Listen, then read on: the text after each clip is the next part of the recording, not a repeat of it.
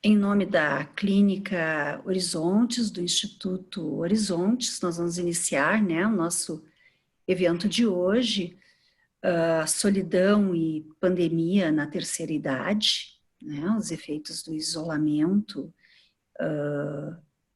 em relação aos nossos adultos maduros.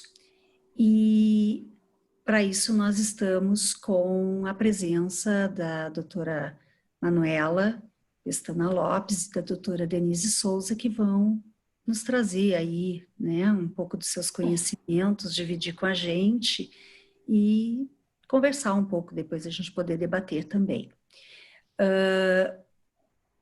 Para quem não participou ainda de nenhum evento da Horizontes, deixa eu explicar como é que nós funcionamos. Durante o evento, nós deixamos os microfones desligados, ficam só os palestrantes com os microfones ativos. E depois das falas de uma e de outra, nós vamos abrir para perguntas, comentários, debate, né? E aí, quem quiser se colocar, a gente pede que levante ali embaixo na tela, tem ali nas reações, né? Clique na mãozinha, que a gente vai ficando com isso demarcado, e aí vai sendo chamada a pessoa e dado fala para a pessoa pelo nome, para que aberto o microfone para que a pessoa possa fazer seu comentário, seu questionamento, né? Ou quem não quiser, né? Se quiser mandar pelo chat, tem também, vai aparecer o nome da pessoa e a pergunta ali do lado, ou comentário. Aí a gente lê, tá? Isso daí no terceiro momento, né? Depois que cada uma das duas falar. Tranquilo até aí? Alguma dúvida? Tranquilo, né? Bom, então, eu acho que, né, assim, a grande maioria de nós, apesar de já ter um pouco de noção, assim, né, dessas situações todas em relação aos idosos, só nos demos conta, assim, de uma forma mais clara do que isso significaria, do que isso impactaria sobre eles, quando nós tivemos aqui no Brasil a notícia do suicídio do ator Flávio Migliaccio, né, deixando uma carta, um texto expressando o seu desencanto por esse momento da vida, do mundo, do adoecimento, do país, né? Que chocou de certa forma, né? Mas que fez eco a manifestações de outros artistas de mais idade, já maduros, como Lima Duarte, né? Alguns outros que se colocaram com sentimentos muito parecidos, de muita tristeza de chegar ao final da vida e ter que se deparar com essas situações de isolamento, de morte de tantos idosos, né?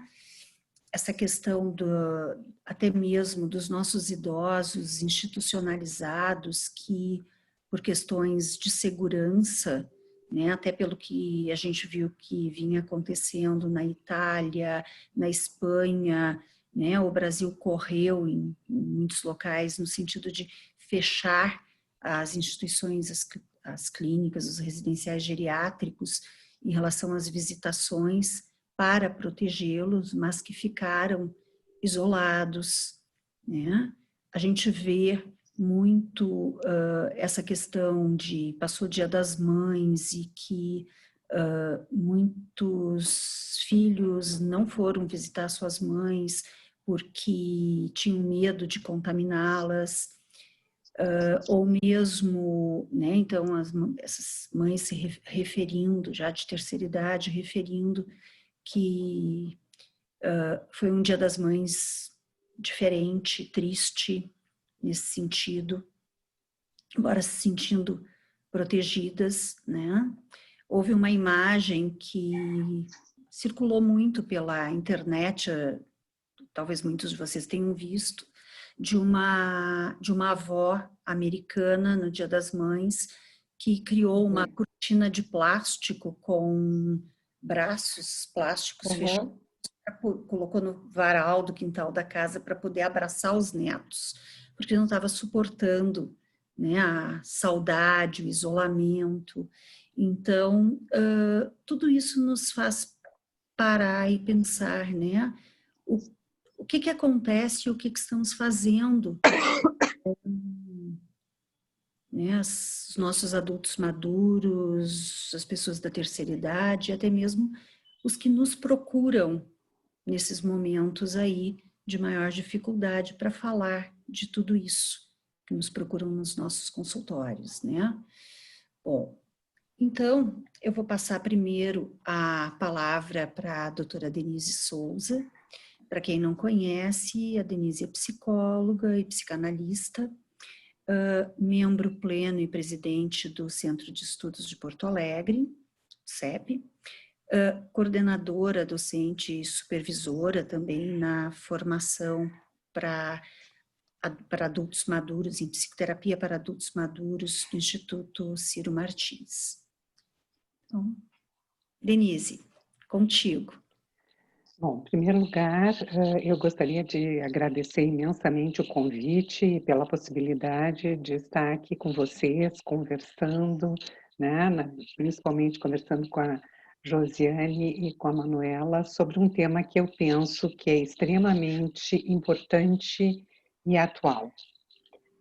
Eu acho que essa proposta, né, de pensarmos a solidão e a pandemia na terceira idade reúne aspectos muito importantes, né? Porque eu penso que a pandemia ela evidencia um problema que existe e que é característico na vivência dos idosos ou dos adultos maduros, como eu prefiro chamar, no seu amplo espectro, né? Mas a pandemia, ela coloca a descoberto uma situação que existe e que existe historicamente, né, na nossa evolução civilizatória. Né? Por que eu digo isso? Né? Nós sabíamos que o isolamento imposto pela possibilidade, né, preventiva de estarmos mais a salvo do Covid-19, né, traz efeitos muito significativos do ponto de vista emocional para todos nós, né? Não só para os idosos, mas para todos de forma geral. Experimentamos aí a solidão de uma forma muito, muito forte, né? Nesse tempo. Mas eu acho que como a chamada também traz para a questão, né, do suicídio do Flávio Migliaccio, e eu acho que na carta que ele escreve existe uma denúncia muito clara, né, sobre os estigmas e os preconceitos com que os mais velhos são tratados, né, na nossa sociedade, no mundo de hoje, enfim.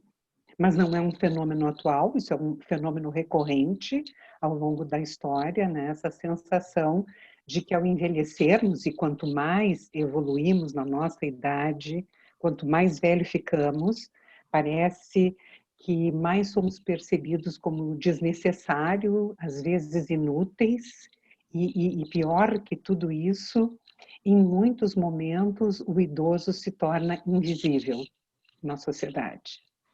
E eu acho que é disso, né, que o Flávio Migliaccio denuncia, né, na sua carta, o que ele chama de caos, o que ele chama de uma inexistência de programas de saúde, de previdência e de cuidado dirigido aos nossos idosos. Vocês vejam que hoje nós vivemos um fenômeno que se chama a retangularização da pirâmide populacional. Antes nós tínhamos uma pirâmide clássica, no vértice os mais longevos e na base os mais jovens, e hoje não é mais essa a nossa realidade. Nós temos essa retangularização, que significa exatamente termos um número muito significativo de pessoas longevas no mundo, como nunca, né? E graças aí à medicina, aos exames, aos recursos que temos, isso foi sendo possível para todos nós. Entretanto, a longevidade, que é um privilégio, porque significa que conseguimos viver mais tempo, não morremos cedo, né? Se torna para a sociedade um peso e um desconforto. Exatamente porque não temos políticas que pudessem prever esse fenômeno, esse grato fenômeno, isso se transforma num desconforto social, principalmente porque cada vez mais nós temos assim uma taxa de reposição negativa, temos menos nascimentos, e o que causa uma sobrecarga muito grande dos adultos mais jovens, tendo que sustentar um número de idosos e de aposentados muito grande na nossa sociedade, e isso é visto com muito desconforto, porque mais tempo vivemos, mais tempo nos mantemos ativos, mais tempo nós nos colocamos no mercado de trabalho e, de uma certa forma, concorremos com os mais jovens, e isso gera uma competição, uma rivalidade e muitas vezes até um ataque, né, a essa boa possibilidade de seguirmos vitalizados enquanto envelhecemos. Mas o que eu queria trazer para nós pensarmos, porque o que eu disse, né, eu acho que a pandemia ela evidencia um fenômeno que é histórico. Se nós pensarmos ao longo do nosso processo civilizatório, os velhos sempre foram os primeiros a serem descartados, né? Por exemplo, quando vivíamos em hordas, muito próximo, né, de um grupo de mamíferos aí reunidos, os mais velhos e os mais frágeis eram os primeiros a serem descartados, né, eram abandonados. E, de uma certa forma, apesar da nossa evolução civilizatória, nós seguimos mantendo, parece que como um registro inconsciente coletivo, essa tendência. Porque dentro da primeira dificuldade de podermos dar sustentação e acesso à saúde a todos, parece que os mais velhos são aqueles que podem ser primeiro descartados, né? Mas isso não é um fenômeno só nosso, não é um fenômeno só do Brasil. E eu me permito trazer um exemplo do Japão, que é um país extremamente evoluído e um país que tradicionalmente se preocupa e honra os seus idosos, para trazer duas situações assim que são muito dramáticas e que foram vividas exatamente no Japão. A primeira delas foi logo depois do pós-guerra, nos anos 1950, 1960, que quando os soldados voltaram da guerra, pela carestia, pelas dificuldades econômicas que o Japão vivia, não existia emprego para os mais idosos, os mais jovens eram privilegiados. E começou a existir um êxodo dos idosos que começaram a se aglomerar numa cidade que se chama Kamagasaki, onde os idosos carentes, os idosos que foram abandonados por suas famílias, começaram a se concentrar, de tal forma que viviam em situação de rua, extremamente vulneráveis, sem assistência, abandonados. Chegou a existir 15 mil idosos nessa cidade de Kamagasaki, que foi inclusive chamada, né, a cidade dos velhos sem teto. E o outro exemplo que eu quero trazer para mostrar como esse isolamento, a segregação acontece historicamente no mundo, né, causando fenômenos que são extremamente traumáticos do ponto de vista psíquico, também no Japão, existe uma floresta que se chama Aokigahara. É uma floresta que, na história do Japão, nos anos de 1830, quando eles viveram uma grande recessão, as famílias levavam os seus idosos e abandonavam nesta floresta, que passou a se chamar Floresta da Morte, um verdadeiro cemitério a céu aberto, onde as famílias não podiam alimentar seus idosos e os abandonavam nessa floresta para que viessem a morrer. E por incrível que pareça, essa floresta que fica exatamente a noroeste, né, do Monte Fuji, hoje ainda é chamada de Floresta do Suicida, porque os idosos que estão também desencantados, como o Flávio Migliaccio, vão ao sopé do Monte Fuji, na floresta que hoje se chama Floresta do Suicídio, e praticam o suicídio. Existem 100 casos ano de suicídios nesta floresta. Nós sabemos, obviamente, que no Japão existe uma cultura em que o suicídio, o harakiri, né, como historicamente se sabe, é uma saída honrosa, né, é uma morte honrosa, que não é o que acontece na nossa cultura ocidental.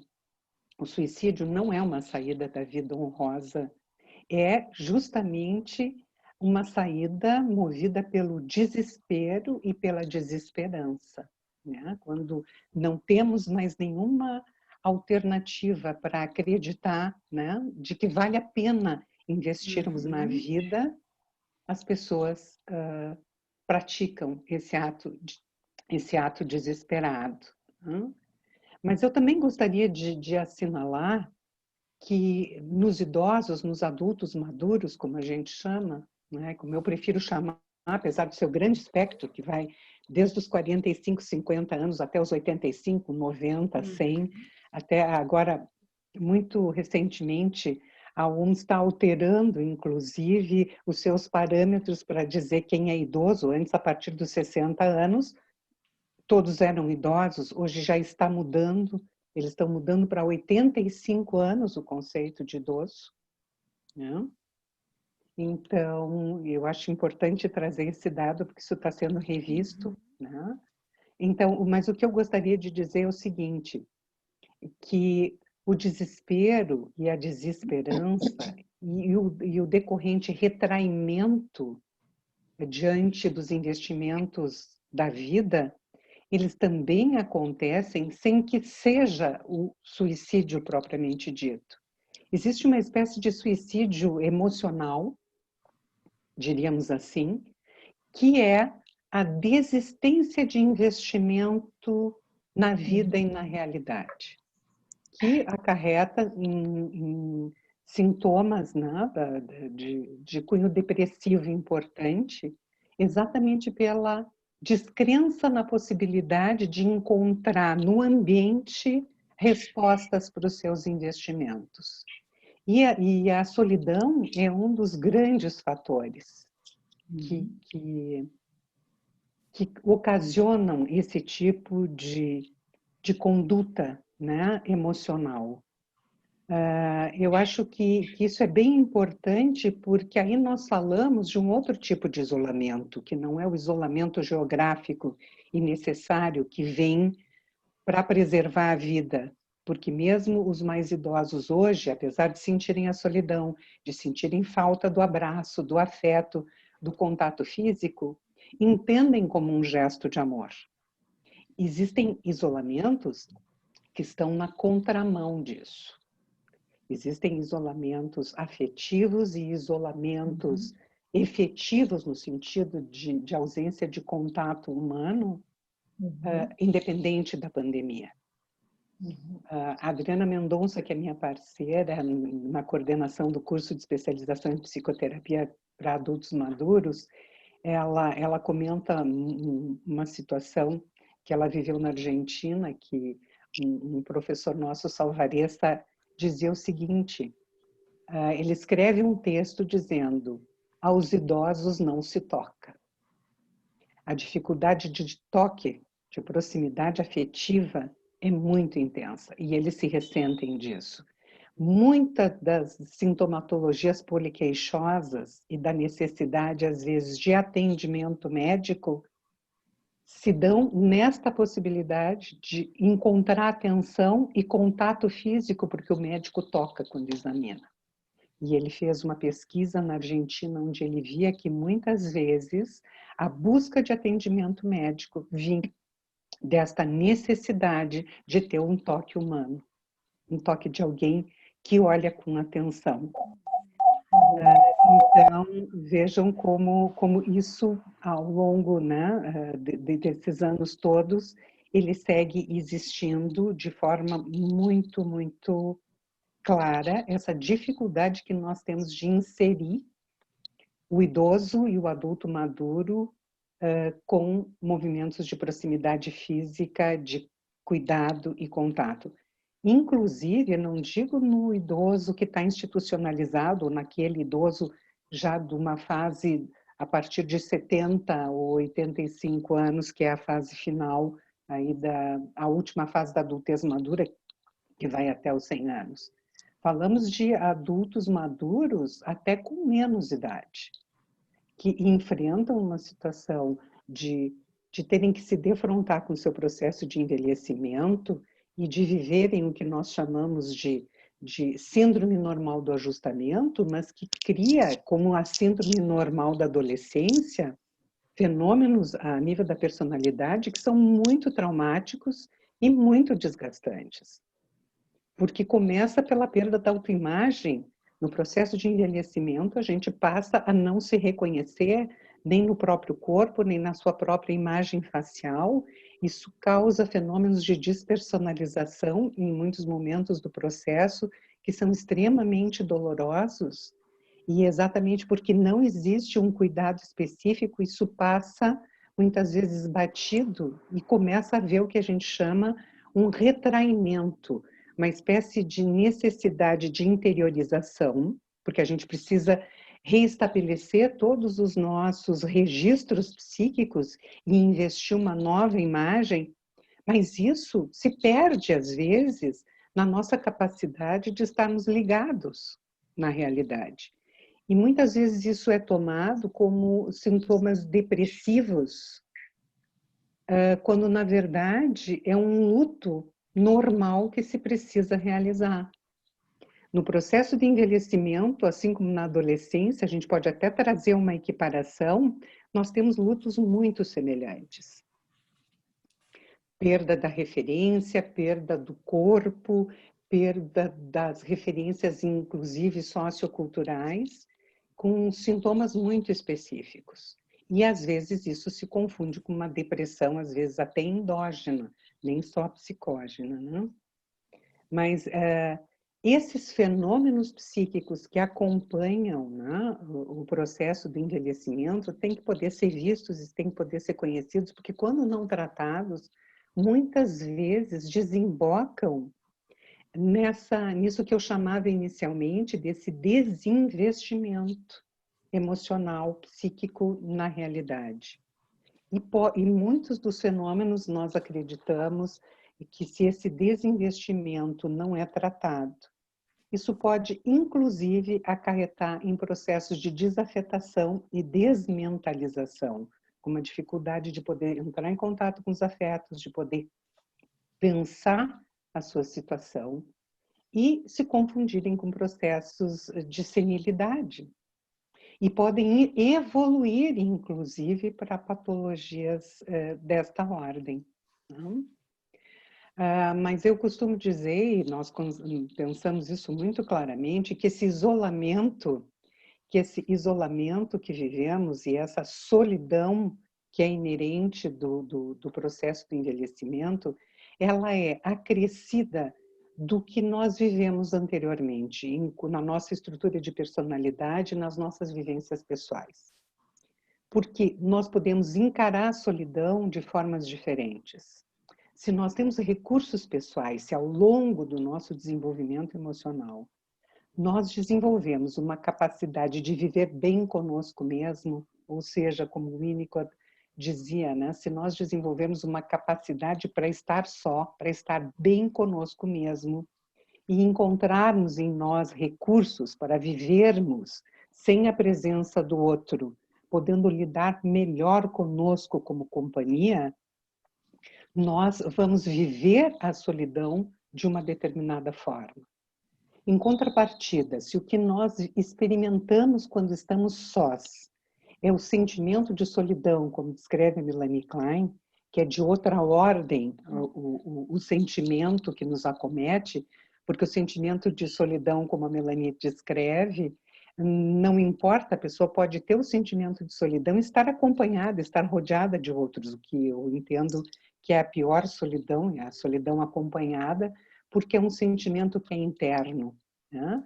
E nesse sentido, o sentimento de incompletude, de falta, de não pertencimento, de estar totalmente alijado do mundo e perceber o mundo como hostil, que é como se vive com o sentimento de solidão, que obviamente tanto um como o outro são inconscientes, a gente vê a manifestação, né, psíquica disso, podem, numa pandemia e podem em situações de violência como nós vivemos, com o isolamento forçado, potencializarem, né, sentimentos depressivos importantes que podem levar a patologias mais severas, inclusive. Dependendo da forma, eu acho que eu não gosto muito do termo, mas é esse o termo que se usa, dependendo da personalidade pré-mórbida, dependendo de como a nossa personalidade se estruturou, nós podemos ter o sentimento de solidão ou a capacidade de estar só. E fará toda a diferença, com certeza, para poder viver a solidão desses tempos, né? E isso tanto serve para os idosos de todas as idades, como serve também para todos nós, né? Independente da idade, como nós vamos nos haver nesse encontro conosco mesmo que o isolamento propicia, né? Obviamente que nessas situações que eu me referia, quando temos aí uma elaboração difícil do processo de envelhecimento, nós vamos com certeza desenvolver situações muito difíceis para conviver com a pandemia e com esse afastamento temporário. Naturalmente já é difícil, mas ficaria mais potencializado ainda.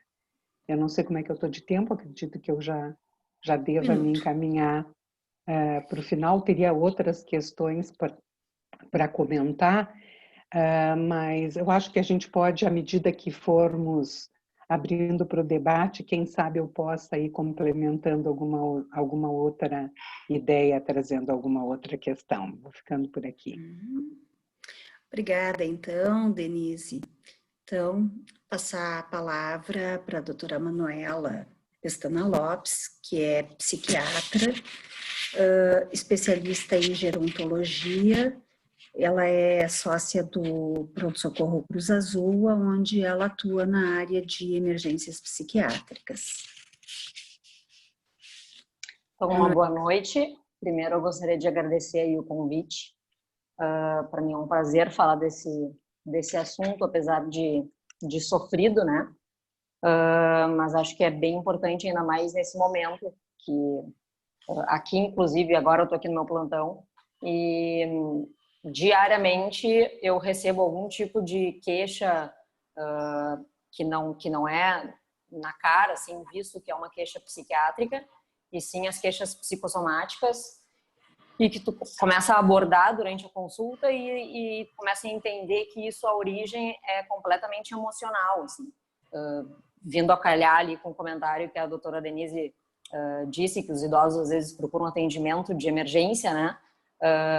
Achando que estão com um quadro de infarto, um quadro respiratório, e a consulta vai acontecendo, os exames vão sendo feitos e o paciente, na verdade, está precisando de um apoio psicológico, psiquiátrico, enfim, especializado.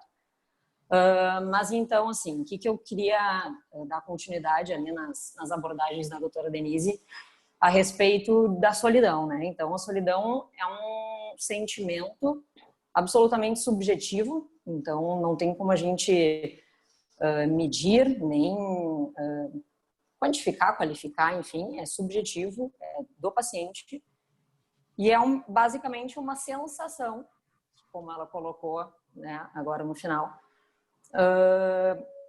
de que assim, tu pode estar com a maior rede de apoio possível, inclusive um exemplo são os pacientes institucionalizados, né, que estão com todos ali os outros pacientes internados, tem toda uma equipe de enfermeiros, técnicos, os psiquiatras, então não importa, pode estar com uma bela de uma rede de apoio e mesmo assim o paciente se sente só, porque na verdade é uma falta de apoio de ordem afetiva, né?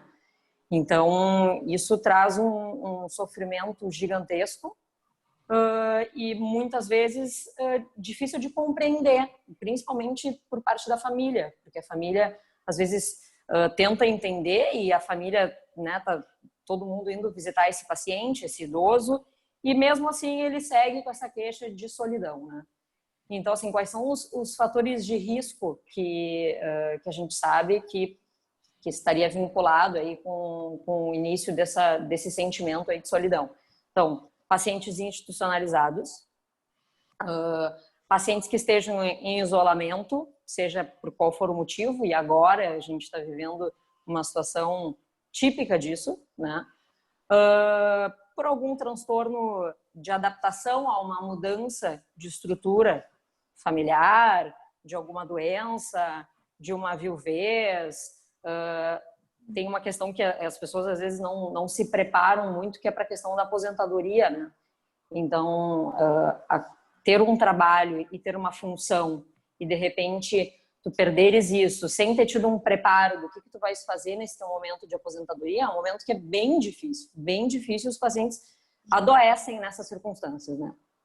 Então, assim, o momento de pandemia, ao meu ver, depois, né, vocês podem colocar aí a opinião de vocês, mas ao meu ver, talvez a parcela da população que mais sofra nessa situação atual são os idosos, porque normalmente eles já têm uma rede de apoio menor, né? Porque já muitas vezes o companheiro já faleceu, se esse idoso teve filhos, esses filhos já conseguiram formar suas próprias famílias, e então já fica uma situação em que cada um tem as suas situações em particular para resolver e não conseguem dar atenção para esse idoso. E agora, numa situação de pandemia, em que diariamente é colocado em todas, televisão, rádio, enfim, todas as mídias, de que os idosos fazem parte da população de risco, né? Então, assim, é um momento em que o idoso perde a sua independência e a sua autonomia, que já são coisas que, com o passar da idade, e com a idade madura que se aproxima, isso já começa a ter essa perda. E daí, com um isolamento imposto, mais ainda. E assim, eu não sei vocês, mas eu conheço, assim, muitos idosos que, seja quais forem os motivos, mas precisaram sair de casa para resolver qualquer tipo de problema, ir num supermercado, ir num banco, porque não tinha nenhuma outra pessoa que pudesse fazer isso por ele. De ouvir algum tipo de piada, de grosseria. A funcionária que trabalhava lá na casa dos meus familiares, ela indo trabalhar, ela nem é idosa, mas ela parou de pintar o cabelo e no ônibus uma pessoa gritou para ela: "Ô, velha, volta para casa". E ela chegou assim no trabalho, super chateada, né? Porque assim, eu preciso sair para trabalhar, eu não tenho nenhuma outra pessoa que me dê um suporte. E daí assim, as pessoas, os julgadores, né, de plantão no momento desses, apontam o dedo e não importa qual seja o sentimento daquela pessoa, de julgar. Olha lá, inclusive a quantidade de memes, né, que se recebeu aí dos idosos aí para eles não saírem de casa, enfim. Então, assim, é uma privação total e completa, assim, do seu poder de escolha, né? E daí, assim, já está visto que eles fazem parte da população de risco do coronavírus. Então, qual é a sensação? De que se, por acaso, o idoso se contaminar com o coronavírus, a chance dele desenvolver a forma grave da doença e de, inclusive, vir a óbito é grande, né? Então, o medo de morrer, o medo de adoecer. Então, assim, é uma situação que deixa aflorado sentimentos mais diversos, assim. Então, ideia assim, o que é muito importante? Que as pessoas que estejam em contato com esse idoso, seja um familiar, seja a rede de profissionais, geriatra, psiquiatra, enfim, que estejam atentos às manifestações dos sintomas. E às vezes essas manifestações elas podem ser verbais e manifestações não verbais desses sintomas, né? Então, os sintomas psicossomáticos é muito comum, que é simplesmente o que são os sintomas, para quem, não sei se todas as pessoas que estão participando aí são da área, né? Mas simplesmente é a manifestação física, orgânica, de forma inconsciente, né, de um sofrimento emocional. Então, por exemplo, começar a ter constipação, diarreia, dores de cabeça, obviamente os sintomas de alterações de humor, né? Então, tristeza, raiva, agressividade. Então, isso também se aflora bastante numa situação de pandemia. E, como é o caso ali do ator que infelizmente se suicidou, então, ideação, planos suicidas, né? Então, o suicídio ele é muito comum. Então, esse é um outro assunto que eu gostaria de abordar. Ele é muito comum, ele é um problema de saúde pública, tá? E que não se fala, e que eu tenho colegas, e vocês devem ter também, em que tem um pudor, assim, de abordar esse assunto, de perguntar em consulta se o paciente pensa, se o paciente planeja, se o paciente já tentou, se existe um histórico familiar. Simplesmente é um assunto velado. Então, e assim, o que é o bom, né, do suicídio é que a grande maioria pode ser evitado, né? Mas para ser evitado a gente precisa abordar, a gente precisa conversar. E o idoso, mais ainda, porque ele já se sente, ele já tem a sensação de ser um estorvo, né? Então, quando a gente vai escutar um idoso, a gente tem que ter uma escuta atenta, né? Atenta, afetuosa, fazendo com que ele se sinta compreendido, né? Então, assim, existem 2 picos de idade, levando em consideração a faixa etária do suicídio, né? O primeiro pico, ele gira ali em torno dos entre 15 aos 35 anos de idade, é o primeiro pico. E o segundo pico vai ser depois dos 75 anos de idade, tá? Então, aí o nosso público que hoje a gente está aí conversando. E daí, quais são os fatores de risco para um suicídio? E daí tentando, porque são diversos, né? As causas, elas são as mais diversas, é uma soma, não existe uma única causa. Mas eu vou citar aqui as coisas que estariam linkadas com o nosso momento aí de pandemia, né? Então, doenças psiquiátricas são classicamente fatores de risco para que o paciente cometa suicídio. Uma das principais é a depressão, tá? Então, a depressão é uma das psicopatologias mais envolvidas aí no ato do suicídio. No idoso, qual é a prevalência do suicídio? Ele gira em torno aí de 5%, do suicídio, da depressão. Ele gira em torno de 5% a 22%. Tá? Então, essa é mais ou menos a média da prevalência. Essa prevalência ela aumenta nos pacientes que estão institucionalizados e nos pacientes hospitalizados. Então, pacientes que estão no domicílio, na comunidade, tem um valor menor aí da prevalência. Daí, assim, trazendo a depressão, então, para a questão da pandemia. Então, vamos pensar que, assim, quantos idosos a gente já sentou para conversar fora do consultório, inclusive, e que começa a observar as queixas e preenchem critérios nitidamente de um quadro depressivo, tá? E que, por N motivos, esse idoso ele não procura atendimento. Seja por preconceito, seja por falta de recurso financeiro para poder procurar um profissional da área.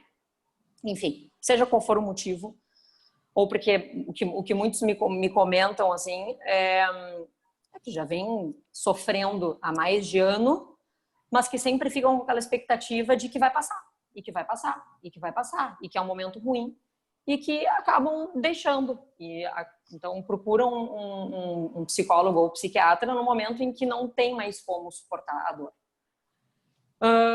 Mas vamos pensar positivamente. Então, no paciente que está fazendo o seu tratamento, que está fazendo, seja um tratamento farmacológico ou seja um tratamento psicoterápico, mas que está procurando um apoio para amenizar aí os sintomas depressivos. E vem uma situação de pandemia, em que muitos colegas nossos ficaram sem atender, e daí pacientes que estão necessitando manter um acompanhamento, um acompanhamento de terapia e farmacológico, muitas vezes não conseguem contatar os seus médicos, os seus psicólogos, em função da pandemia. E se vêm sem tratamento. Isso eu já peguei muitos pacientes aqui no plantão com essa queixa. Ah, doutora, em função da pandemia eu não consigo mais encontrar o meu psiquiatra. E eu não consigo mais fazer meu tratamento. E meu quadro depressivo piorou muito. Então, assim, mais uma vez aí, a pandemia agravando quadros emocionais. Outro fator de risco e que numa situação de pandemia também se agrava, o alcoolismo. Então, o alcoolismo é uma coisa que a gente também é subestimado nos idosos, né? Não sei porquê, mas a gente pensa que o idoso, não existe idoso alcoólatra, mas não, o idoso nada mais é do que a continuidade daquele adolescente, daquele adulto que tem uma dependência, né? Então ele só está dando continuidade para aquilo. E num momento de isolamento, né? Num momento em que ele tem que ficar, que está sendo dito em todas as mídias, que é para ele ficar restrito ao lar dele, será que não vai ter um aumento desse consumo de bebida alcoólica? Então, assim, só aí a gente já tem 3 fatores de risco, que é o fator de risco de faixa etária, de consumo exagerado de bebida alcoólica e de depressão, tá? Outros fatores de risco, e daí também linkando com a questão da pandemia. Estado civil, tá? Então, existem alguns estados civis que são fatores de risco para o suicídio. Quais são eles? Separados, viúvos, tá? Ou um idoso solteiro, tá? Então, pessoas que têm um relacionamento estável, casados, têm menos chance de cometerem suicídio. Então, se a gente for pensar num idoso, tem grande chance dele já ser viúvo, né? E agora, além disso, ele está isolado da família, dos netos, enfim, né? Da rede de apoio que ele tinha. Outros fatores aí que aumentam a questão aí do suicídio. Então, o isolamento, próprio isolamento, pessoas que têm um distanciamento afetivo, então uma característica de personalidade mais restrita mesmo, mais fechada, então um momento de isolamento em que isso inclusive é estimulado, né? Tem todo esse componente aí de personalidade mais exacerbado. Daí, assim, como é que a gente pode tentar amenizar a solidão nos idosos, né? Então, eu estava lendo um artigo europeu que saiu em, acho que 2014, que foi um grupo de pesquisadores que eles pegaram, se não me engano, quase uns 80 idosos, foi lá em Portugal, 80 idosos, e aplicaram um questionário. Então, eram idosos tanto institucionalizados quanto idosos da comunidade. Então, pegaram meio a meio. Eles aplicaram um questionário a respeito da solidão. E eram várias perguntas objetivas e descritivas. Enfim, daí tiveram vários resultados, de acordo com o que queria ser avaliado, né? E tinha uma parte desse estudo que era justamente isso, assim, ver, na opinião desses idosos, o que poderia ser feito para que a solidão deles fosse amenizada. E daí, numa ordem decrescente, então, do maior para o menor, o que foi citado, tá? Então, que eles tivessem mais passeios, mais convívios com pessoas, convívio social. Daí, essa foi a principal. Daí depois, atividades de campo, trabalhos manuais, dança, ginástica, ou seja, atividade física, que a gente já sabe, né, que a atividade física hoje faz parte do tratamento aí de um paciente deprimido. Aumenta serotonina, então neurotransmissores aí que aumenta a sensação de prazer, então a atividade física é fundamental. E como que faz numa situação de pandemia? Não faz, né? Não faz. Outra questão que eles colocaram, uma melhor comunicação com as pessoas. Então, conseguir um acesso mais fácil para se comunicar. E agora, de novo, como que se comunica numa situação de pandemia? Então, a gente estava, antes de começar aqui a nossa conversa, a Josi estava perguntando se a gente já conhecia o Zoom, né? E eu e a Denise, nós duas, só conhecíamos o Zoom por uma questão familiar, assim, de conversa, enfim. E daí, assim, daí a gente imagina um idoso sozinho em casa acessando o Zoom. Consegue, será? Pode ser que sim, pode ser que alguém consiga ensinar à distância e pode ser que não. Então, assim, são ferramentas que facilitam muito a comunicação, mas que se não tem alguém explicando, orientando, fica muito difícil. Eu tenho um paciente que estava me contando, a filha dele estava me contando, que ele estava de aniversário agora durante a pandemia. E ele é um idoso e cheio de comorbidades, né? Cheio de problemas de saúde crônicos. Então, a família não queria encontrar ele no aniversário. Então, eles fizeram uma chamada de vídeo. E acho que deve ter sido tipo um Zoom desses. Ou foi pelo WhatsApp, enfim. E tá, ele apareceu a telinha de todas as pessoas, netos, filhos e tal. E daí depois ele comentando que ele tinha ficado extremamente chateado. Porque o que ele entendeu? Ele achou que todas aquelas pessoas estavam juntas. Ele não tinha entendido que cada uma estava no seu celular. Ele achou que eles estavam num churrasco, só que em locais ali separados, e que ele não tinha sido convidado. Então, assim, a ferramenta essa que para nós é muito fácil, talvez para eles não seja.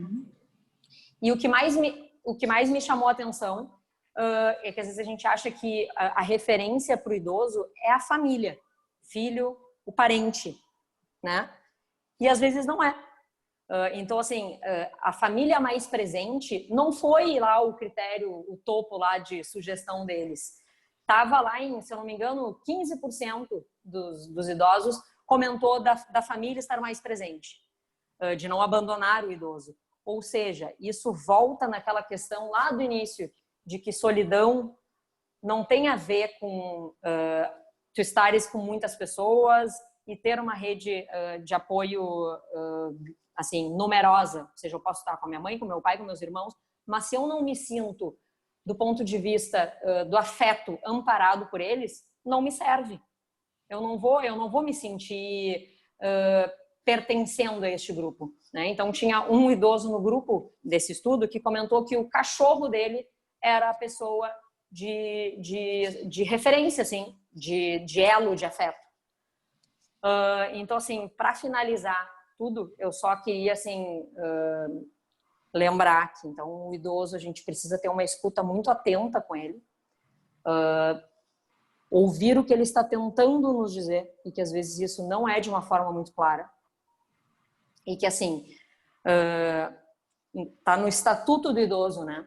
Então, assim, é obrigação da família, da comunidade, da sociedade, do poder público proporcionar para esse idoso direito à vida, direito à saúde, direito à cultura, direito a lazer, direito a trabalho, direito à cidadania, e que quantas vezes a gente, como a Denise falou lá no início da conversa, quantas vezes a gente se depara com esses direitos estando tolhidos dos idosos, né? Então, que a gente consiga cada vez mais nas nossas áreas buscar isso, que ele se sinta inteiro e compreendido.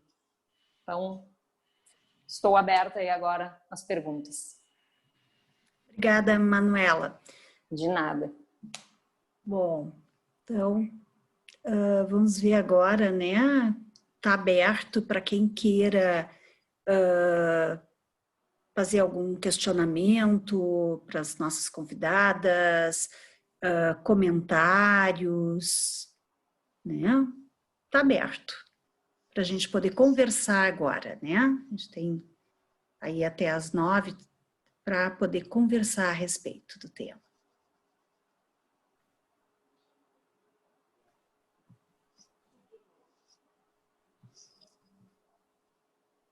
Deixa eu ver como é que nós estamos aqui. Por enquanto, ninguém ainda, né? Deixa eu ver, eu não consigo identificar aqui. Não temos ainda nenhuma mãozinha, né, Natália? Mensagens, então? Sim, com a palavra, Mari. Eu tenho uma pergunta. Mas, Na verdade, é um... Peraí. Vamos por ordem, então, pessoal. Só um minuto. Vamos dar a palavra para a Magda, depois da Magda, a Amanda, tá? E aí a gente vai na sequência. Pode ser? Tá bom. Magda. Boa noite, um Para aí, prazer. entrou a outra Magda. Tudo bem? Tudo bem, Magda? Tudo bem, eu depois... Desculpa, Magda. Eu não estou identificando aqui Era a Magda de Não Davi. estão aparecendo, pelo menos para mim. Tudo bem. Tá. A Magda aqui. Então, vamos pelos sobrenomes. Magda de Davi, depois a Amanda Klimes, depois a Magda Martins. Então tá. Bom, em primeiro lugar, queria agradecer as contribuições das duas, assim, foi muito rico, né? E dizer, Denise, que é sempre um prazer e um aprendizado te ouvir, sempre, né? E continua, né? Então, a minha pergunta, né, seria pensando em tudo isso que vocês trouxeram, mas pensando na questão, né, do atendimento, né, do tratamento psicológico, enfim, em função de todas essas perdas, né, de autonomia, de trabalho, de afeto, né, e de todos os impactos emocionais que isso acarreta, né? Claro, tirando situações extremas onde o idoso já está, se encontra num estado, né, muito difícil e vem trazido às vezes pela família, né, ou por pessoas que estão cuidando. Mas a minha pergunta para ti, Denise, em função de tu trabalhar também muito, né, com eles, até que ponto há um movimento, né, dos idosos em busca de um tratamento, em busca de uma ajuda, no sentido de se dar conta, de ter consciência de que eu não estou bem e preciso fazer alguma coisa com isso. Eu preciso dar conta de algo que está me afetando negativamente, né? Se há essa consciência, se tem essa procura, se está aumentando essa procura ou ainda é muito pequena, enfim, é mais uma curiosidade que eu tenho para a gente poder entender como que isso está circulando, né, nessa faixa etária. Sim, eu agradeço a tua pergunta, que bom te ver por aqui, coisa boa. Eu vou aproveitar a tua pergunta para fazer um gancho e dizer assim, ó, assim como a Manuela disse que nós não temos que temer falar das questões vinculadas à ideação suicida, nós não temos que imaginar ou ter um preconceito com relação à capacidade do idoso de aproveitar uma psicoterapia. Nós somos muito povoados pela ideia do que o Freud disse lá nos idos da virada do século, dizendo que um paciente com mais de 50 anos não teria plasticidade psíquica e que para ele seria desaconselhado, então, um processo analítico, e isso se estendeu também para um processo psicoterápico. Eu e a Adriana fazemos um trabalho e trabalhamos muito com os colegas no sentido de mostrar que uma escuta atenta pode ver os benefícios que um paciente idoso tem quando ele se permite a pensar nas suas questões emocionais, quando ele consegue rememorar a sua história e se dar conta dos recursos que ele teve para enfrentar uma série de dificuldades no passado, e que o processo de envelhecimento é mais um apenas de uma série de outros tantos, né? E ele consegue se beneficiar sim, e vai fundo, e pensa profundamente e se beneficia muito. Tanto o idoso que busca sozinho, e a nossa clínica mostra isso claramente, os idosos estão cada vez mais buscando tratamento, e é um grande, falando agora, né, é uma grande população que está sedenta desse trabalho. Então, são pacientes que estão chegando com mais de 70 anos ao nosso consultório, com 75 anos, com 80 anos, querendo viver a vida com tudo que a vida lhe permite, com as suas condições, com os seus limites, mas também com a sua potencialidade. Nós costumamos dizer, eu e a Adriana, que a libido não envelhece. O corpo envelhece, mas a libido não envelhece. A nossa capacidade de investimento e de podermos ser criativos, obviamente que respeitando os nossos limites, são imensos. né? Então, eles vêm, eles aproveitam, né? E se a gente não tiver preconceito na escuta, nós vamos ver que o inconsciente é atemporal, não envelhece, e que o idoso sonha e o idoso deseja, como qualquer indivíduo, independente da sua faixa etária. Não sei se te respondi, Magda. Claro, mas isso de pensar que bom que eles também estão conseguindo fazer esse movimento, né? Sim, sim. A importância deles conseguirem buscar para justamente poder tratar todas essas questões que eles fazem, né? Como assim, são atemporais, né? Uhum. E quantas coisas, né? Tem na história deles, assim, né? E quão rico pode ser um tratamento em função disso também. Principalmente se a gente se dá conta que o nosso entendimento é que o processo de envelhecimento, ela tem o que nós chamamos de crise de ajustamento ao envelhecimento.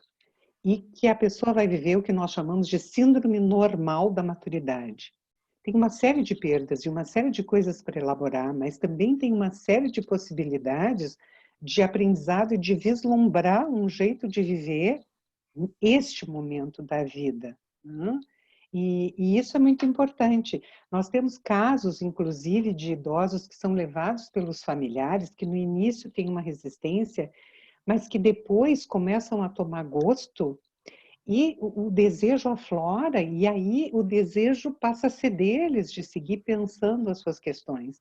Então é muito rico trabalhar com essa faixa etária. Dá para ver que eu gosto, né? Muito. Se a Manuela quer acrescentar alguma coisa. Não, concordo com tudo que ela colocou aí. Muito bem. Uhum. Tá, então, respondido. Amanda. Oi. Na verdade, a minha dúvida é em relação à exposição do idoso e um pouco do próprio controle que ele pode ter da vida dele. Eu li um livro que é Encarando a Morte, não lembro bem o autor, mas que me suscitou assim uma questão de eu vejo muitos idosos hoje em dia na rua sem máscara.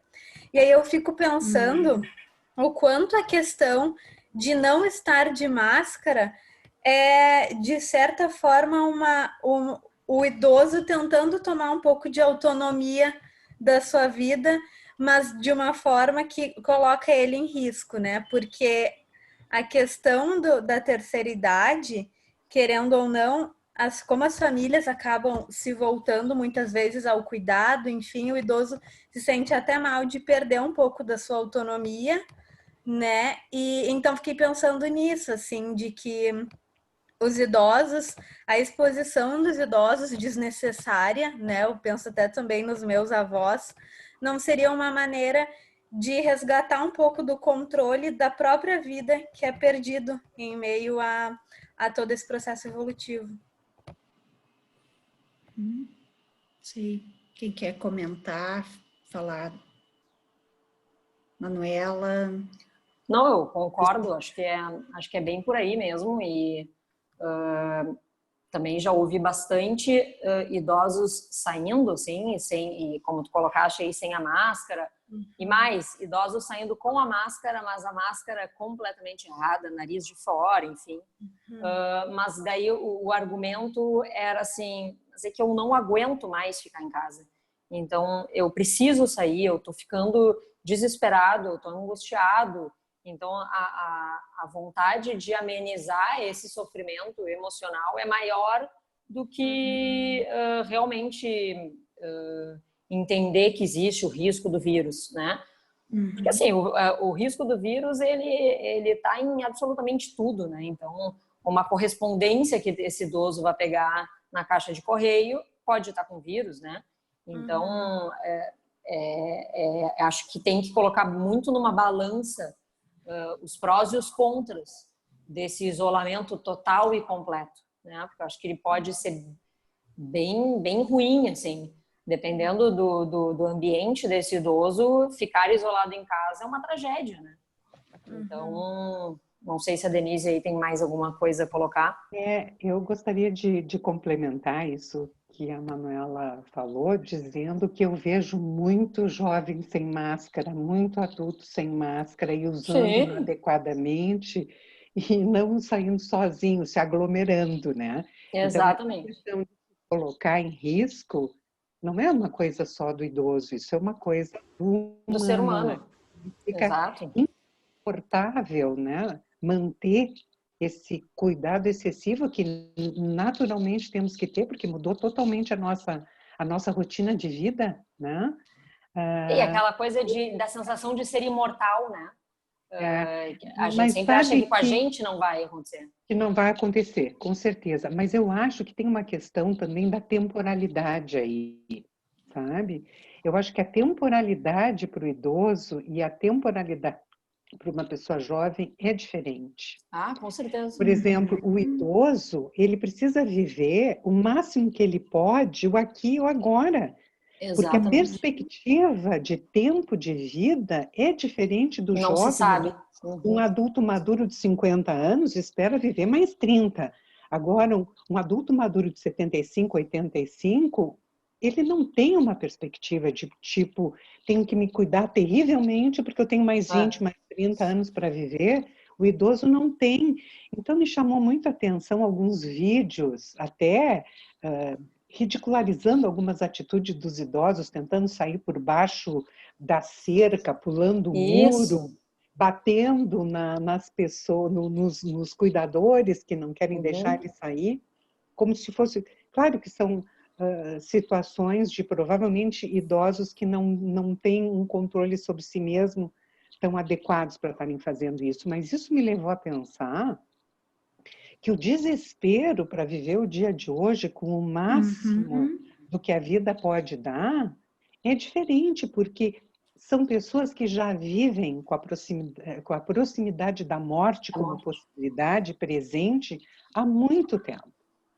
A finitude está ali. A ideia da morte, depois de uma certa idade, nos acompanha muito de perto. Diferente do jovem ou diferente de um adulto maduro dos seus 50, 60 anos, né?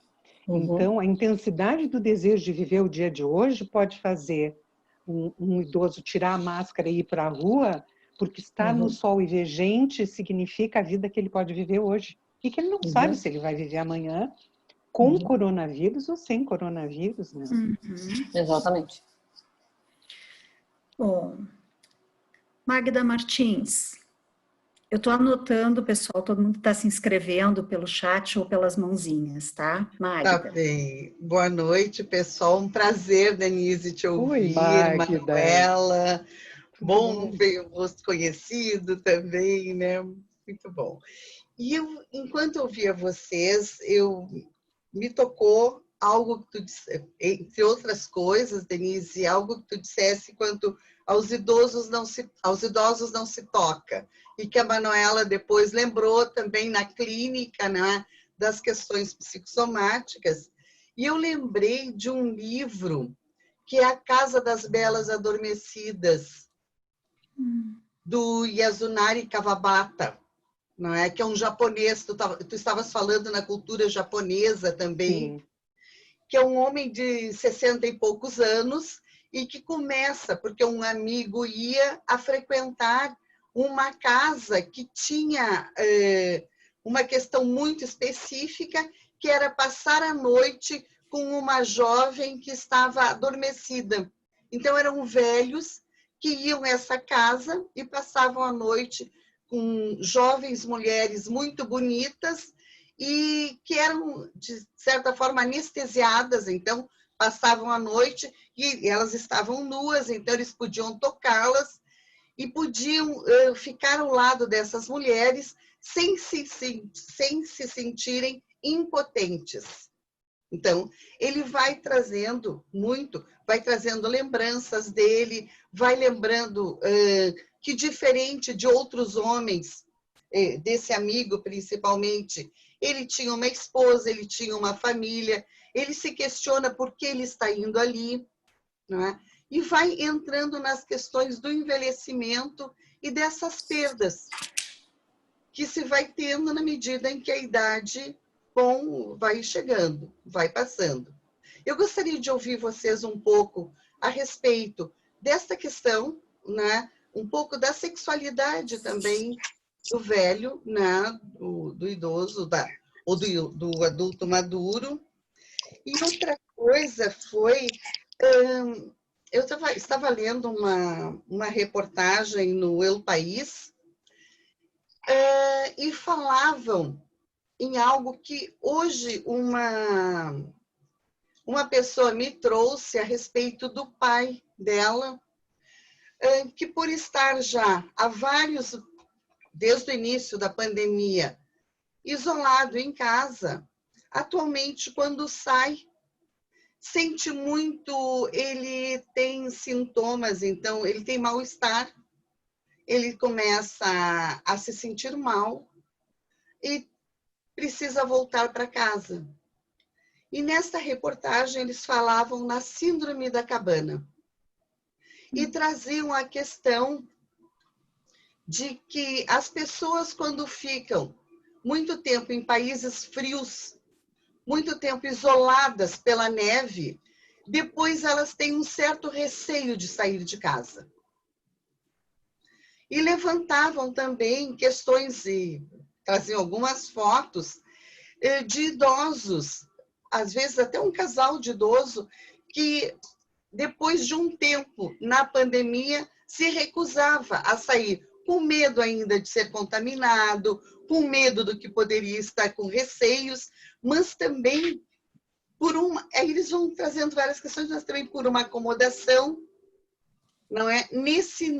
Se adaptando, digamos assim, e com receio de voltar à vida normal, ao que tinha. Eu gostaria de ouvir um pouco vocês a respeito disso, porque vai, digamos assim, seria uma outra trilha também, que cada pessoa, como vocês duas disseram, vai reagir de acordo com a sua estrutura, com as suas vivências, não é? Ao que está hoje acontecendo.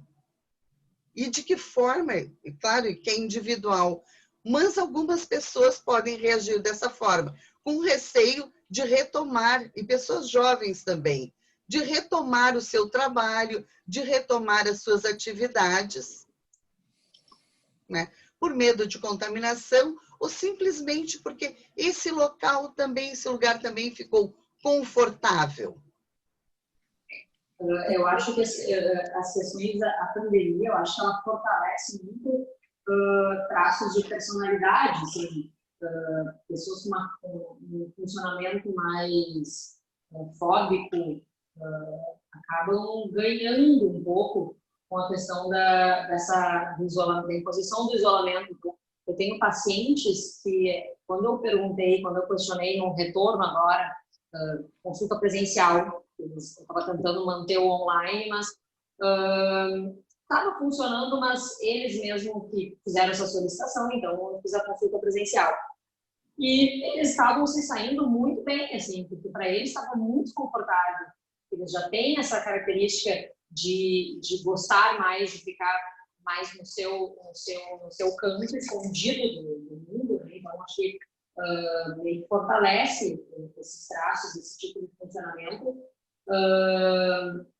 Mas, assim, como que a gente vai tentar tranquilizar esse paciente no retorno, né? Porque acho que tudo que a famosa zona de conforto, ela muitas vezes ela só tem um nome, né? Porque às vezes a gente está numa situação que ela não é confortável, mas que a gente está tão acostumada àquela forma de viver que sair daquilo, por mais que seja por uma condição melhor, como pode ser a vida na rua, a vida saindo, a vida com autonomia, com liberdade, para aquela pessoa que está, então, em casa segura, fica muito difícil. Então, acaba desencadeando aí crises de pânico fortes, assim, fobia social, a ponto de precisar tomar medicamento.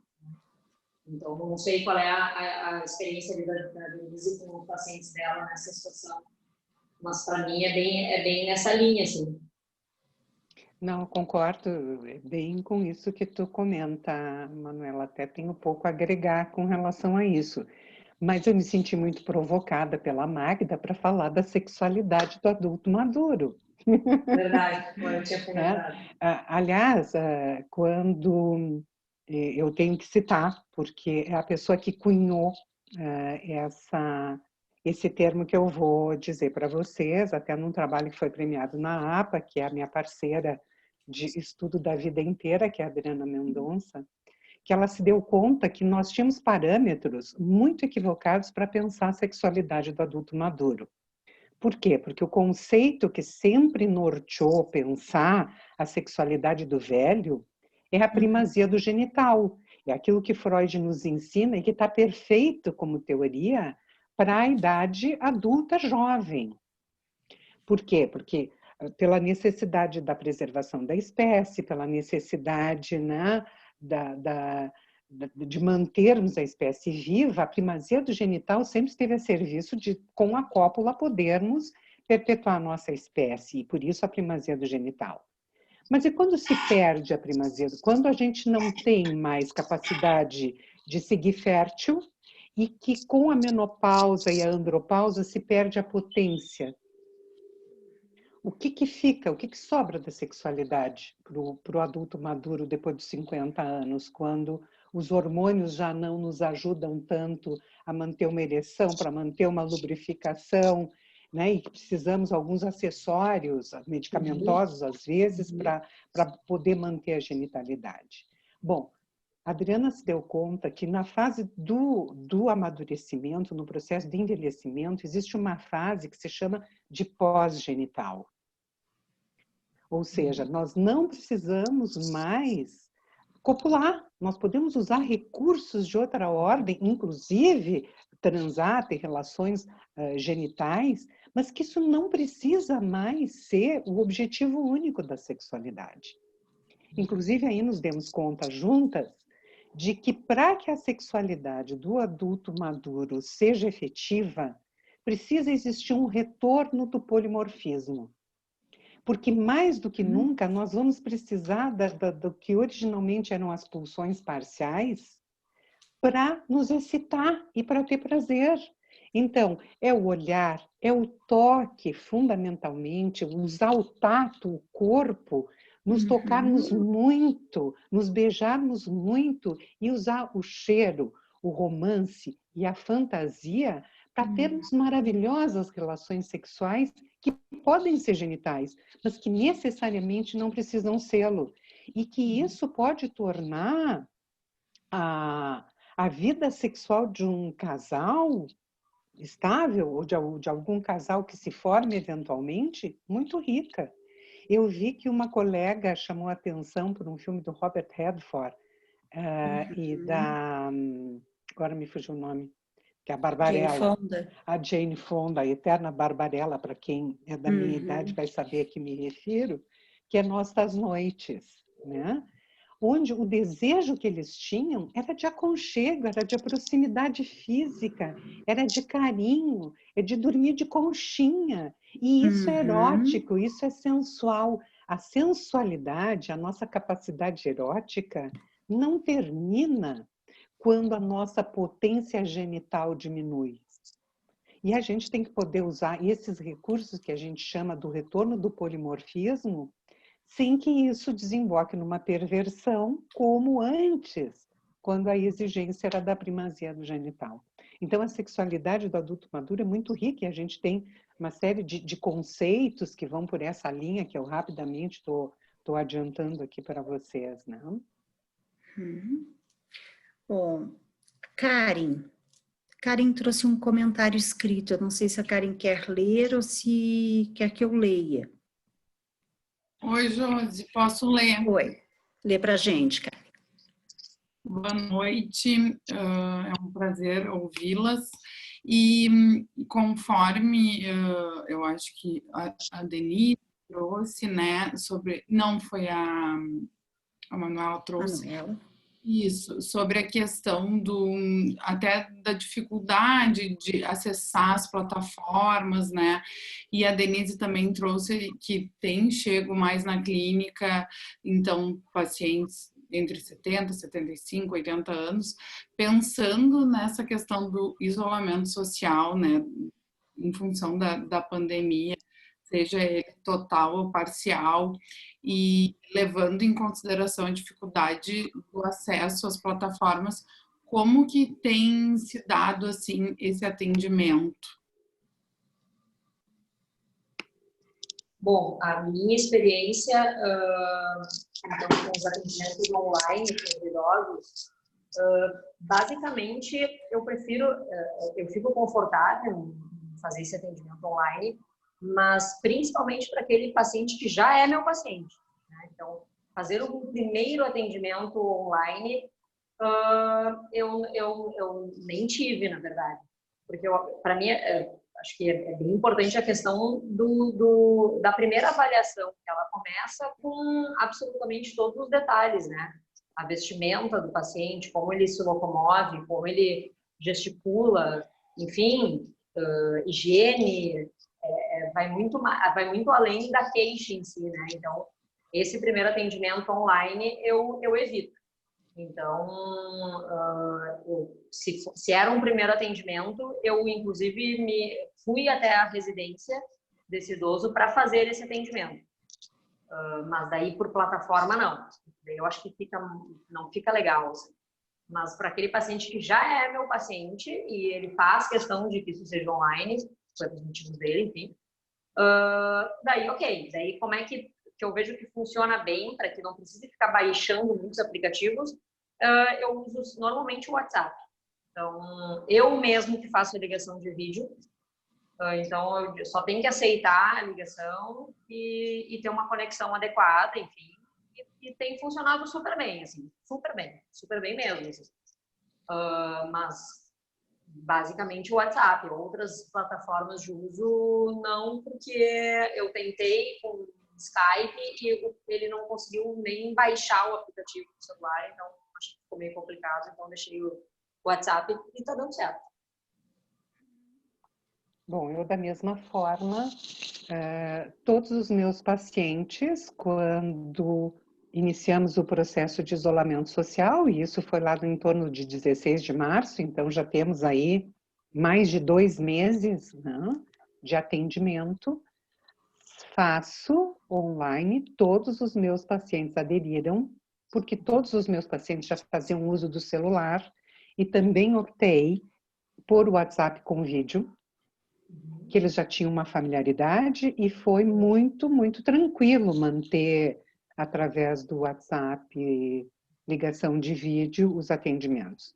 E seguimos no mesmo ritmo, com a mesma profundidade, com a mesma capacidade de ligação, mesmo no online, com alguns até ganhos, algumas questões importantes que eles sentiam que gostariam de me mostrar e que indo ao consultório não tinham acesso, coisas importantes das suas coleções pessoais, dos seus livros, do seu ambiente, podendo mostrar o seu gato, o seu cachorrinho.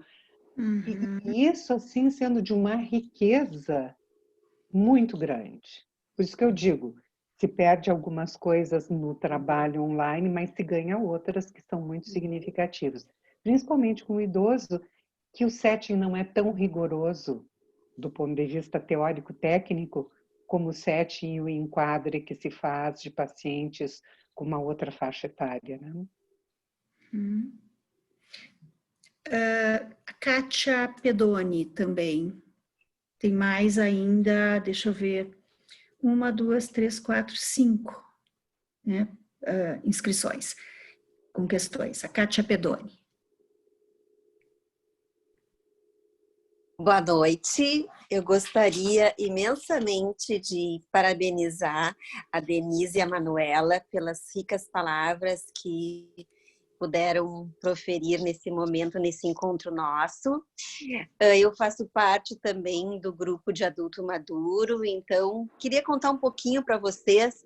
Alguém perguntou como se faz, a Manuela falou e a Denise também, desse atendimento, né? Hoje, casualmente, eu atendi uma paciente e ela me disse que tinha saído de casa, porque ela mora numa fazenda, ela tem apartamento em Porto Alegre, mas ela está numa fazenda próxima a Porto Alegre, mas ela queria encontrar um lugar muito bom para falar comigo.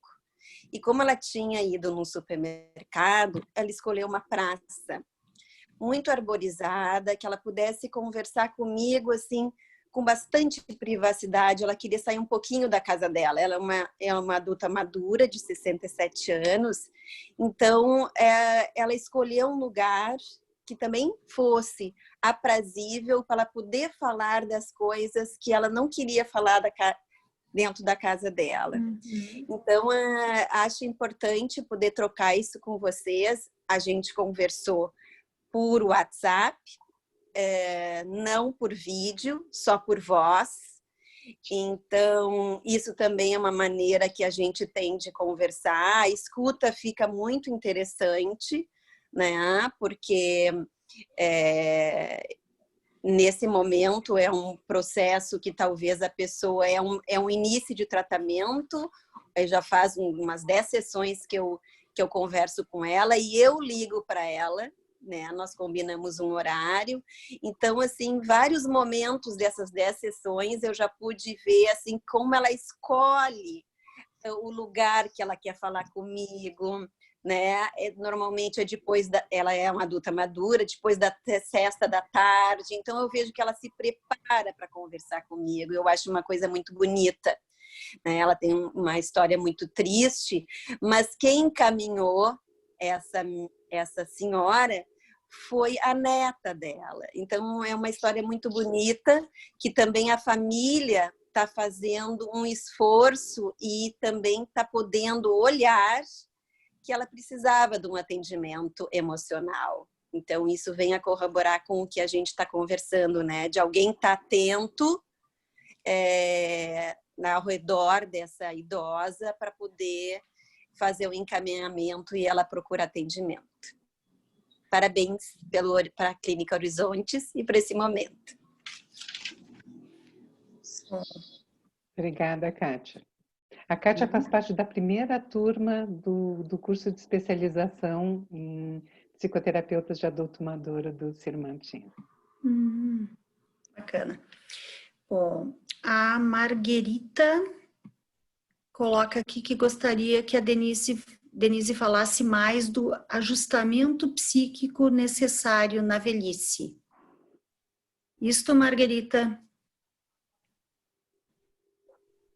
Oi, boa noite. Eu sou a Marguerita, eu sou aqui de São Paulo, capital. Eu estou encantada, mas encantada. Eu caí aqui de alegre, porque assim, eu tenho uma amiga minha que é psicanalista, e ela sabe que eu trabalho com envelhecimento há mais de 20 anos, e ela me passou vocês, e foi uma riqueza.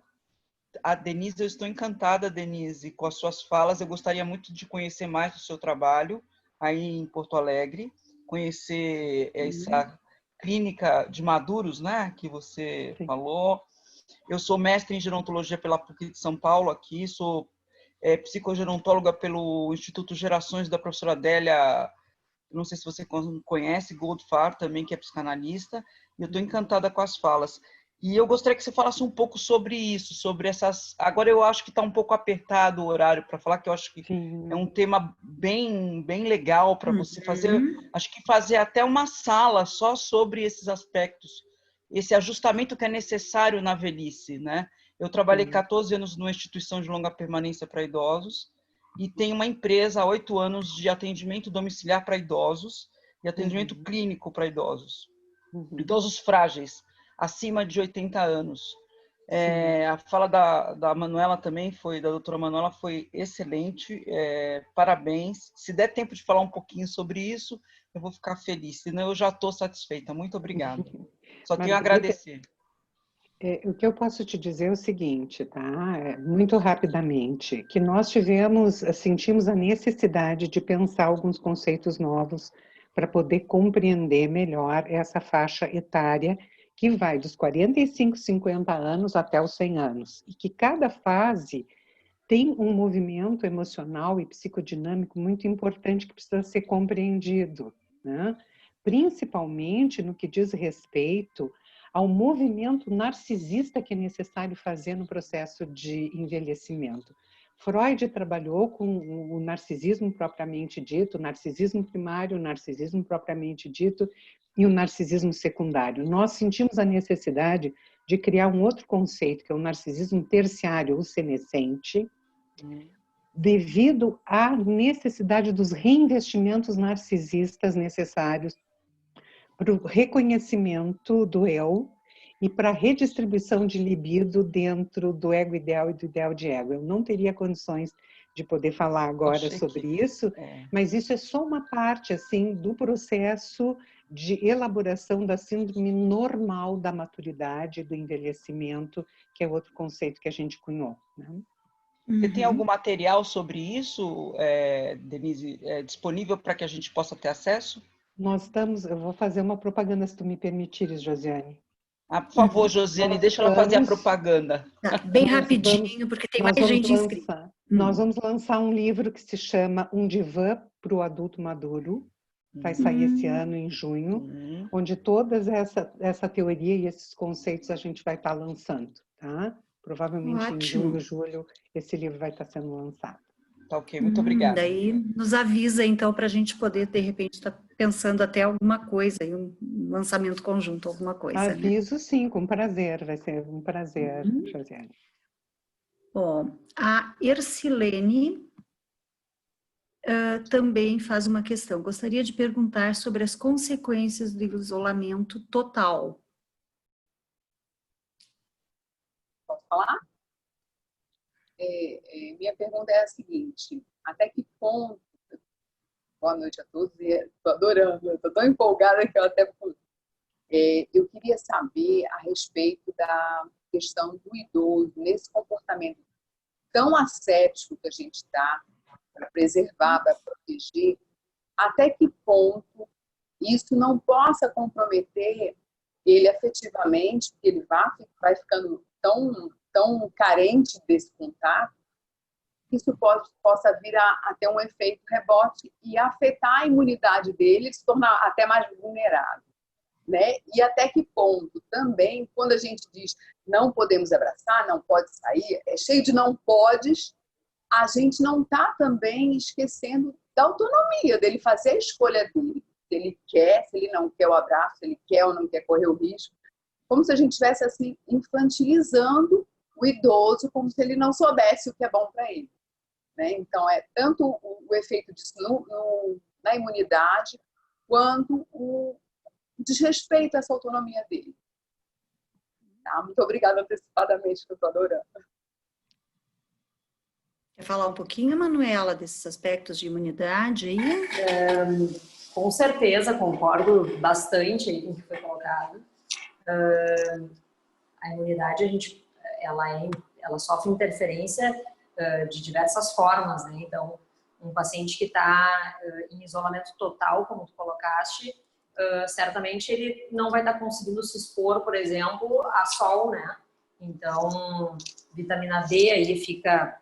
Aqui a população do sul já tem uma deficiência de vitamina D altíssima, assim, então praticamente a reposição ela acontece de forma geral, assim. Então esse idoso ele já não se expõe a isso, então já não consegue fazer essa absorção adequada aí de vitamina D. Se ele está numa condição de isolamento total, ele está ficando sedentário, né? Então mobilidade, circulação sanguínea, tudo isso fica prejudicado, porque uma ida ao supermercado já é uma movimentação, né? Então, não só uma questão de se distrair ou de autonomia, como tu colocaste, né?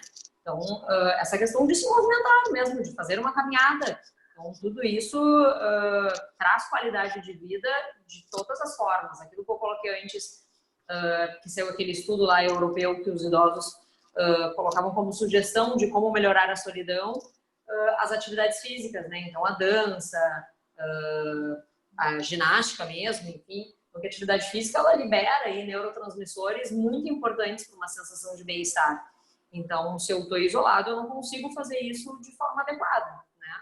Sem falar, acho que uma questão de alimentação também, né?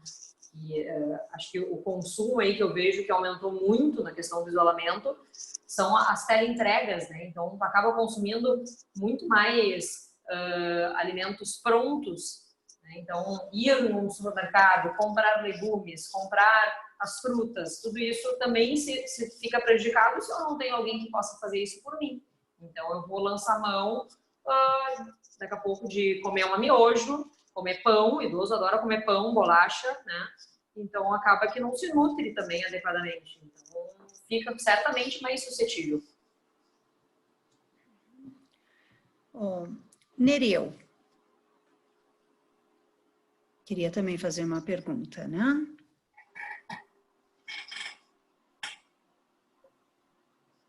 Vamos ver se ele... Nereu se encontra na sala ainda? Olá. Desculpe a dificuldade de manusear o... Meu nome é Nereu, eu sou primário, na verdade eu sou laboratório da Roseli, minha companheira, esposa, companheira e namorada, e formanda em psicologia. Então, eu, por osmose, acompanho ela todo esse tempo. A minha colocação se dá da seguinte forma. Eu sou natural da cidade de Rio Grande, sou um navegador, então existem fatos muito antigos que nós que navegamos, nós aprendemos a nos isolar. Nós temos que nos isolar. E é uma coisa tão forte que quando nós chegamos em terra firme depois de 2, 3 dias, uma semana, nós temos quase que reaprender a caminhar. Esse fato de uso ou não da máscara, eu vejo da seguinte forma, realmente é como vocês falaram, né? Ficam todos tratando como, olha, usa a máscara, até coisa, e uma grande maioria, meus colegas, todos os conhecidos, eles veem como, estão me tratando como criança. Então, eles têm dificuldade de ver o aspecto no sentido de, olha, ninguém me manda. Por outro lado, também se vê o fato de que a idade que eu estou, tanto faz como tanto fez estar ou ser infectado, e a infecção vai se dar mais cedo ou mais tarde para todos. Então, é só a questão de nós esperarmos de ter uma vaga para o atendimento quando nós formos infectados. É dessa forma que eu acho que a grande maioria de nós, os idosos, estamos vendo. Eu agradeço muito pela exposição. Muito obrigado. Tem uma última pergunta da Márcia.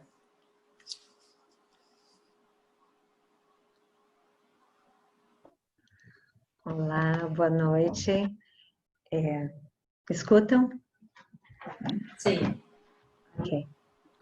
Bom, acho que a primeira coisa seria, né, agradecer por esse encontro e né, a gente poder dar visibilidade a essa questão quando justamente, né, acho que uma das grandes queixas do adulto maduro é essa sensação de invisibilidade.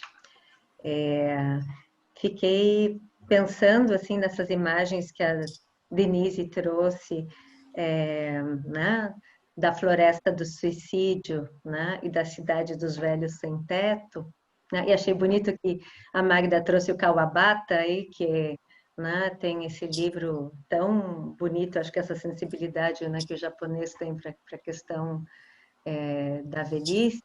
E bacana que um grande admirador dele foi o Gabriel Garcia Marques, que escreveu Memórias de Putas Tristes, né, que é uma homenagem a esse livro. Mas eu fiquei pensando na questão da culpa e da vergonha. né? Articulando um pouco com o mote que foi o suicídio do Miliaccio, né? E depois as palavras do Lima Duarte, né? O quanto né, essas duas questões parecem estar tão presentes, né? Algo que a gente precisa desativar na clínica com o adulto maduro, né? A culpa e a vergonha.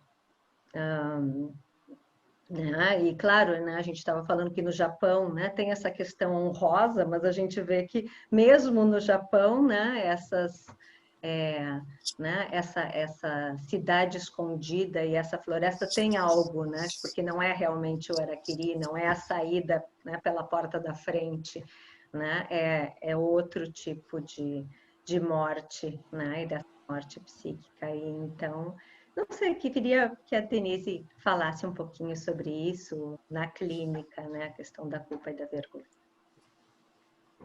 Eu acho que, rapidamente, assim, Márcia, obrigada. Márcia, querida, também nos acompanha, foi de uma das nossas turmas.